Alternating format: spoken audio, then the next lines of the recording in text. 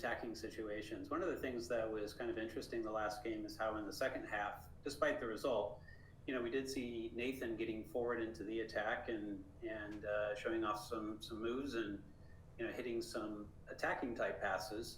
And one of the things that seems to be happening a lot in kind of world soccer these days is getting more center backs into the attack and using them in creative ways. Matthias recently has had you go up on goal kicks toward the midline and try to create some extra attack that way. He's used now Nathan in a similar way.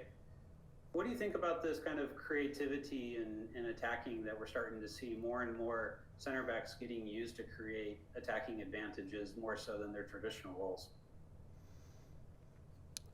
Yeah, I think some of those things just sort of happen in the run of play. You can't really predict what's going to happen or what spot you might be able to advance into a higher position and receive the ball past the forward line and, like I said, be in a more attacking position and be able to play a more forward pass. And then some of it's just trying to get ourselves into good spots to play from. We want to play close to the other team's goal, obviously. So we're just trying to be as useful as possible, speaking as a center back on the team.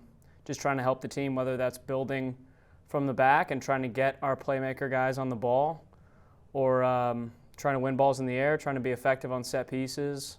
All those things, we just want to try to help the team play and create chances. So however we're asked to do that, we're going to do our best. Thank you. Next question comes from Alex Morgan. Hi, Tanner. Thank you for joining us. It's good to speak to you today. I want to ask a little more about sort of that goal kick play where, you sort of go further up the wing and maybe challenge for the header. I'm curious, what the inception of that was like on the training field, how long you were talking about it and maybe experimenting with stuff like that before it was implemented in the game. And then if there are also other small things like that we might not be noticing, that are from the training field, specific set plays that are then, put into the game that you guys try to do. Yeah, I mean, we work on all kinds of stuff in training, and whether that's stuff that we end up implementing in the game or stuff that we kind of put on the back burner for later potentially. Matthias and the staff are always looking at all kinds of things that they can implement and different ideas that maybe pertain to the specific opponent we're about to face, or things that they think we might be able to do well or might help the team. So of course we look at a lot of set pieces, both attacking and defensively. And so goal kicks, there's a lot of goal kicks in soccer on both ends, so you need to be prepared to both do them offensively and how you're going to set up to defend them. And we've looked at a number of things on our goal kicks. We want to play out. We want to try to create chances and be on the ball as much as possible and get our great players in great positions. So, yeah, sometimes I'll be in a higher position and I'm comfortable trying to challenge for the ball in the air. So that's one way that we've looked to try to get ourselves playing. Thank you, Tanner. This question comes from Anthony Passarelli. He asks, what are the biggest challenges a team faces when trying to keep or gain momentum through a window such as World Cup qualifying?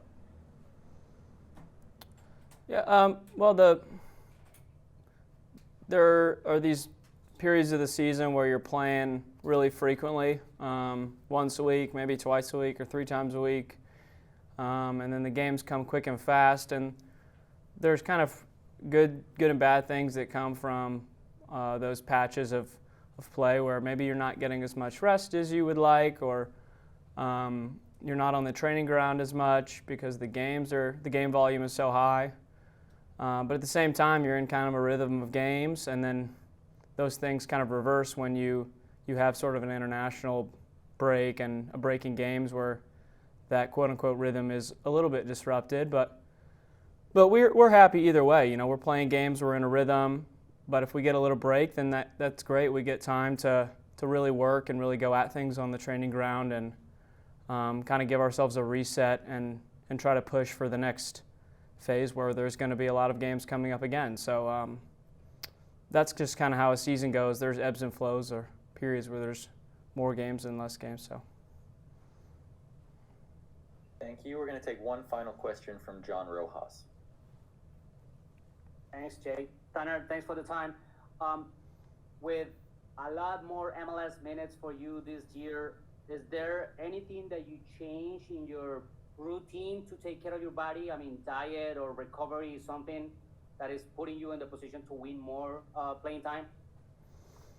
The recovery piece is always super important. And like I said, during a run of a lot of games, that has to be a priority for you. So the recovery piece is what you do before training, how you train, what you do after training, the way you sleep, and how you spend your time when we're not here at the facility. All those things are really important, and those kind of habits that you establish for yourself over a period of a week or a month or a couple months as the season progresses. It is a long season, so you have to look out for yourself over the length of the season by being proactive with the way you take care of your body. That's super important and something that I, like many of my teammates, prioritize.